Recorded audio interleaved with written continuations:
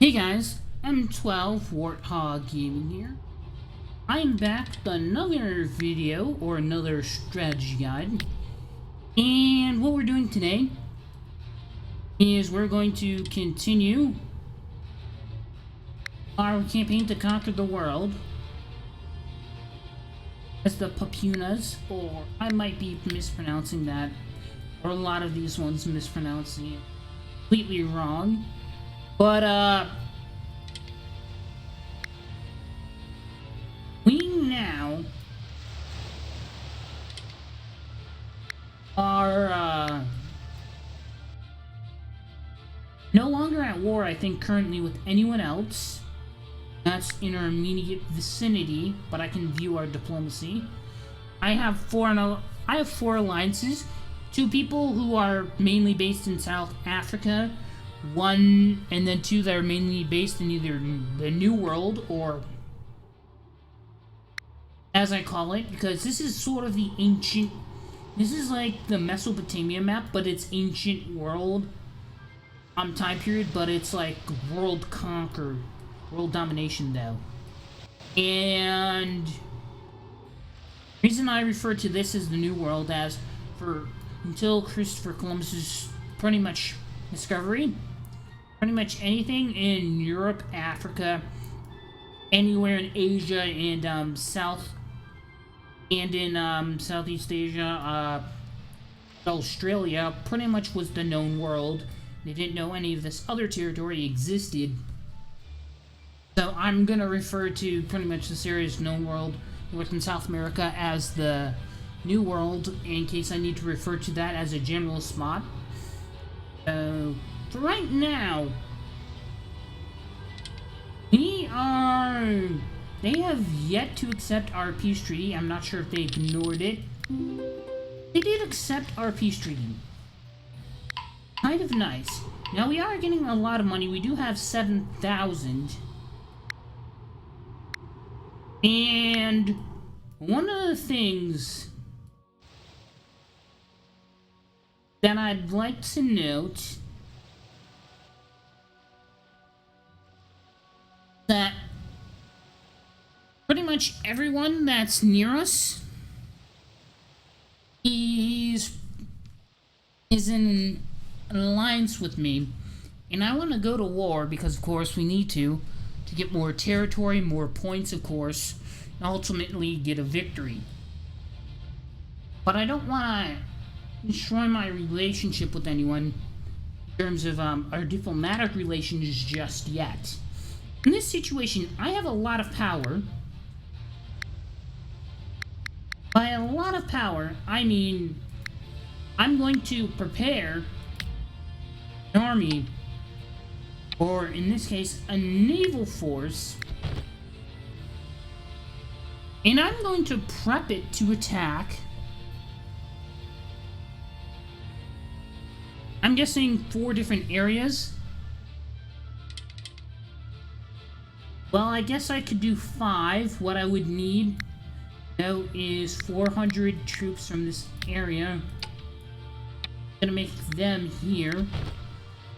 And this is pretty much going to do exactly that. Now, what I'm going to do now is go to my finances, and I'm going to host a fertility festival.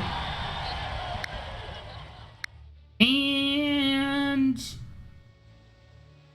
I guess I'm going to accept an alliance from anyone right now, just because I know that I can easily take them out if I want to, if I'm in the right positioning, whatnot. So what we're going to do,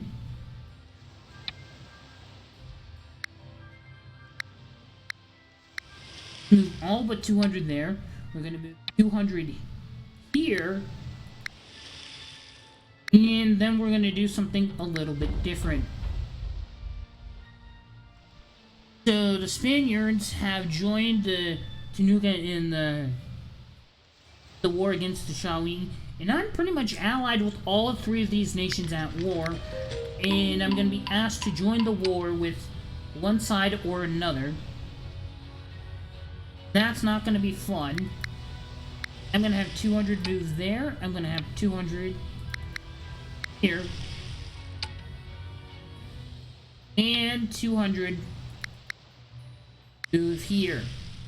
Now, I'm moving my naval forces in an attacking position to where I'm going to take 5 territories away from the Shanghai right now. And that's going to take out this coastline here. Originally, I was going to attack this one as well, but that's been taken over. So, on my next turn, I'm pretty much going to have to take out these 2 here. I guess these 2 will focus here, and this one will just go here. Or maybe I could probably have this one go here, this one go here, as a backup plan, as I'm already losing, as my other allies are already doing this. So what I'm going to do now is cancel relations, because I'm probably going to be put into a ceasefire with them once we cancel relations, and it's probably going to be like a turn or 2 before we can further. What I'm going to do is I'm actually still going to offer them help, even though that I'm going to go to war with them. The reason being is that way they can fend off other enemies. That way when I go to take them over, I'll have more territory to take from them, because they were able to hold on to more territory due to our help. This will sort of help us in the long run, but I don't want to give them too much, because then they'll be able to use all that money in support against us. And, you know, that wouldn't be a good thing. Then again, I have 5,000 money right here, and I could buy a couple hundred troops from any territory at a given moment, except for the ones that are small in terms of population. But every 6 turns, those fertility fertility parties definitely, or fertility festivals as they're called, will definitely be helpful. So what I'm going to do now is, of course, disband more troops, because I really don't need them up here. I'm going to leave 2 territories, though, armed, and they'll come here and attack other territories, and I'll buy troops as needed to defend this area. But right now, no enemies currently near it, so I do not need to actually attack them or leave that armed, because there's no one to attack up here. Although, I have a suspicion that, these guys that I'm at a peace treaty with might go to war with me. They may not, it depends. They're in alliance with the Shanghai, so they definitely want to go to war with me. If I were to do that, their opinion of me is still negative, so chances are, if I do that, they're going to go to war with me. And I don't want to have to fight 2 right away, but if I can buy me some time, and I mean, as in buy, I mean like actually send them money, they'll be like, they helped me, maybe they're not so bad after all, because who knows, maybe their other ally hasn't been giving them a whole lot of money, whereas I'm financially supporting them. I mean, later on, because the way it looks like, if I keep this up at this rate, later on, I could be the guy who could give my ally 10,000. I could be the guy who denies help requests from my ally who just asks for like a small thing of like 280 coins, and in return offer them 10,000, and that could literally sway the battle that he has with his allies. And then when he least expects it, I could turn around and take them out if need be, which is probably something I'm going to do pretty soon, or maybe later. I'm not quite so sure at the moment. I'm just waiting for the ceasefire us to end. Now, the assault begins. This is going to take them by surprise. Maybe not so much. Maybe they saw our naval fleets, and they're like, why are you doing this? Why are you canceling diplomatic relations with us? Okay.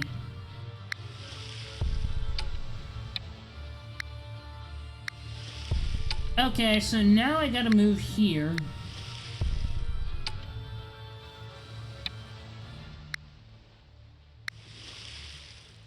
And I'm pretty much planning on taking over 5 different areas. I'm gonna fortify them all, whatever I can, for them as soon as possible. And I just noticed something. They put a whole bunch of troops right in this area. I do not want that. So what I'm gonna do is reduce the amount of borders we have. And this is the one territory that's causing me to keep troops here, because these are all border territories, and I don't want to have to do that. I want to have all of my money spent on military upkeep on non-border territories, but I guess on territories that don't have to be borders, but I guess that's just how this game is, and how their territories are. So now it's gonna move there. I'm pretty much just gonna attack from like 2 different sides, because that's all I can. Actually 3, because that's all I can do at the moment. Now what I'm gonna do now is give me not a whole lot of troops there. They're very limited on what we can do there. So chances are they know that I can't buy a lot of troops there, so they're gonna move their troops here. This will no longer be a border territory, and I'm going to attack this area here. I'm gonna add 100 here. Pretty much 100. I'm gonna add 100 troops to any territory that these 285 can attack. That way, if they do take it over, they won't have that many troops to be able to attack another territory. And I'll be able to attack them, hopefully, point back and counterattack whatever they're going to do. Of course, now I want to fortify all of these, because this is the highest priority on the hit list for what I think they're going to attack. Of course, I'm also going to attack it myself, but if they have the smaller army, or attack the smaller army, which would be the smart thing to do, they would get to attack first. Because it seems like the smaller army gets to move first always. But I want to have at least one territory that's attacking to have at least more what they're attacking than what they currently have now, just in case, you know, they try to reinforce it. I'm gonna get rid of this. I'm gonna move this here, and I think that's about it. I'm gonna get all of this.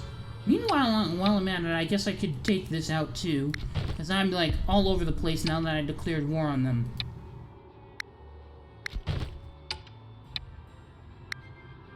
One of the main reasons I chose this one is because they're pretty much their king's right here. And I have to move and attack it first. So I'm going to attack them there. Hopefully I get what I came for. And pretty much these threats right here, these scattered bits of territory that aren't connected to the main area of their territory, is probably going to get destroyed. And then the Great Zimbabwe Empire will no longer have to deal with them as an enemy, because I have taken them out, or maybe they have. So, as I said, in terms of the attacking, they were able to move their forces here and take this out, but that does not matter, as we have gotten all of their territory just from taking out their king. Doing all of this was to ensure that they wouldn't, we launch war and we attack here, they don't get territory from us over here, because we have to focus on a multi-front, and that's usually what happens when you have a bigger empire, is that you have multi-fronts. Like, I have fronts, battle fronts pretty much now in Africa, Europe, and in Australia. Now, no one's directly here, but this is these islands around Australia are not that far away from an enemy. Because this is one end of my empire. They're not directly touching an enemy, but this is one end of my empire. And this is the other half. Either one could become a front for a battle at any given moment. So, I'm going to actually expand all of these. And now I'm going to have to arm all of this. Now, what I'm probably going to do, and you probably already know, is that I'm going to go after Great Zimbabwe Empire next, because they have territories inside my own and all of this stuff.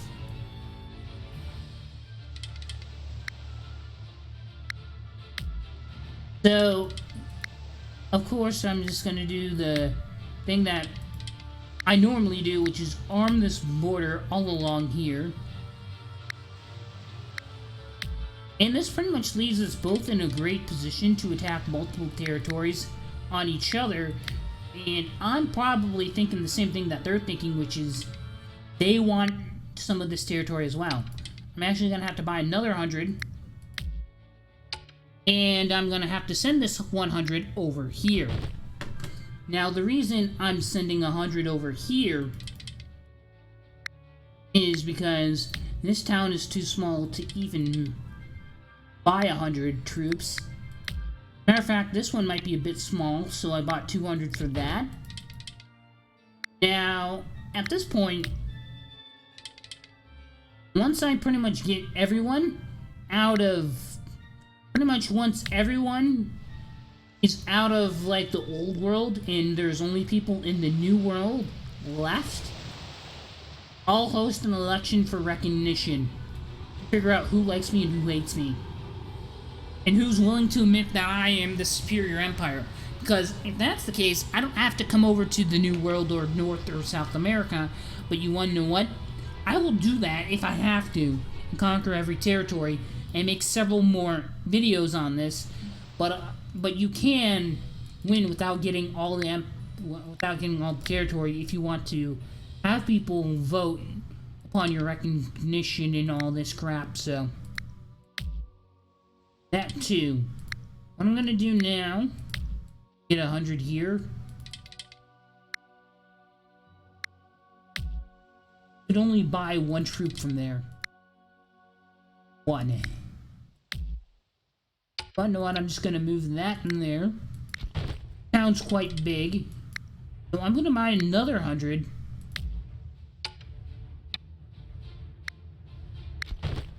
And I'm gonna move this here. Now, I don't really need all of these here at all, I'll be honest, because I now have no longer need this troops here as a border. So I can definitely get rid of all of this, because this is probably making a big dent in what I get from money because of military upkeep. And if you want to know, I don't know if I showed you this, but I refer to military upkeep. If you go to finances, you can see what your military upkeep is, and I 133 coins in total to fund my army, and I have like total like over like 2,000 troops, I guess. But I keep at least at that 100 in any given territory, mid to late game, at least. Late game is definitely upwards of like 300. I can afford it, and the more troops, the better chance I have of actually taking over a territory.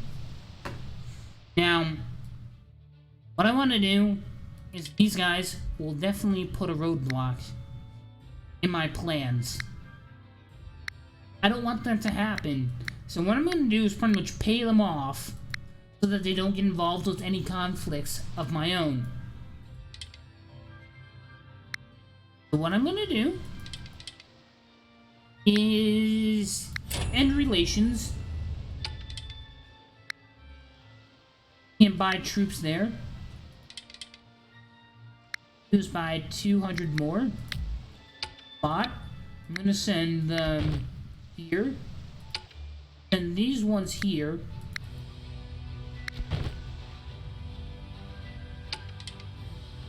Gonna buy another 100 here.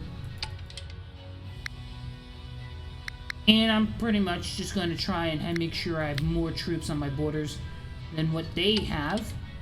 Although for this one, I'm going to have to buy a lot more because they have, well, more troops. They have like 223 right here. And that could easily take out my border territories very easily.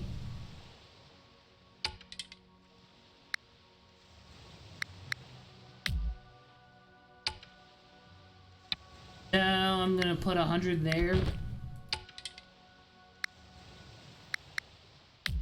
200 there. And now my objective is to fortify pretty much all of these areas that I think I'm going to be attacked in. Now, you don't have to fortify every single border, but if you're not sure where they're going to attack, you pretty much just have to pick and choose with your fortifications. Now, unlike me in this scenario, I have so much money. I have 12,361 gold. I could obviously fortify all my border territories. Maybe not all of the territories that I have, but all my borders. And see where that goes from there. That will definitely help me.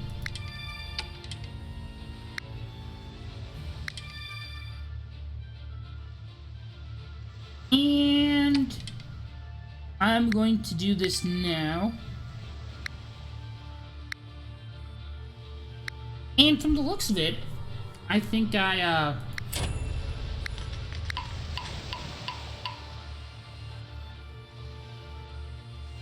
think I did pretty good for now. We're at a peace treaty. Our alliance is over. We're at a ceasefire temporarily. I'm not sure how long it lasts because I didn't directly ask for a peace treaty, but if I look at the Great Zimbabwe ceasefire, I have 2 more turns until we can go get them. This will be a bit interesting. Okay.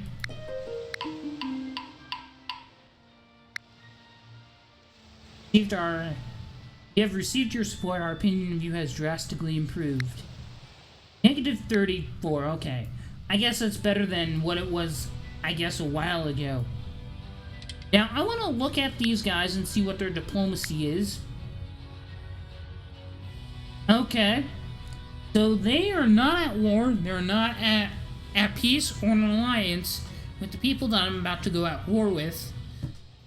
Means I don't have to worry about them. That is fine. That is great.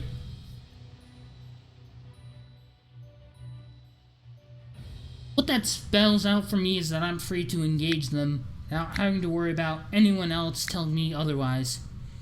I can actually act upon their words. Like, don't mess with my allies or I'll come after you. Because by the time they get here, I can assure you that the job will be done. Anyway, guys, I think I'm going to have to end this episode here. Hope you guys enjoyed watching. If you did, taking the time to leave any comments, questions, or feedback for me in the comment section down below would be highly appreciated, and I'll see you guys later. Bye-bye.